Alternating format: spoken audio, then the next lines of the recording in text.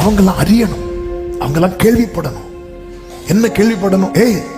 நம்ம ஒருத்தங்களை ஒதுக்கி வச்சோம் பாரு, நம்ம ஒருத்தங்களை அற்பமா நினைச்சோம் பாரு, அவங்க கூட கர்த்தர் இருக்கிறார்.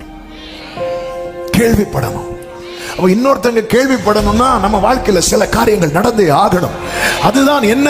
உன்னை பார்க்க வேண்டிய விதத்துல உன்னை சுத்தி இருக்கிறவங்க பார்த்தால் தான் உன் கூட கர்த்தர் இருக்கிறார் என்பதை. ஆமென். எல்லாம் இழந்து நஷ்டம், வேதனை, வருத்தம், நிந்த இது நடுவிலே உட்கார்ந்திருந்து யோபு சொல்லுகிறார், எனக்கு குறித்திருக்கிறதை அவர் நிறைவேற்றுவார் என்று. அப்படி என்ற சத்தத்தை சமீபத்திலும் தூரத்திலும் இருந்து கேட்கிற எத்தனை பேர் சொல்வீங்க, எனக்கு குறித்திருக்கிறதை? இந்த பாதையை கர்த்தர் கடக்க பண்ணுவார், இந்த சூழ்நிலையை கர்த்தர் கடக்க பண்ணுவார். என்னுடைய பிற்காலம் மகிமையாய். ஆமே. நீ ஒரு இடத்துல இருந்து இன்னொரு இடம் அங்கேயும் பிரச்சனை, இன்னொரு இடத்துல இருந்து இன்னொரு இடம் அங்கேயும் பிரச்சனை.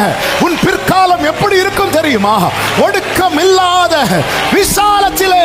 வார்த்தை திரும்ப திரும்ப இருதயத்திலிருந்து வந்து கொண்டிருக்கிறது. ஒடுக்கம் இல்லாத விசாலம். எத்தனை பேர் நம்புறீங்க? ஒடுக்கம் இல்லாத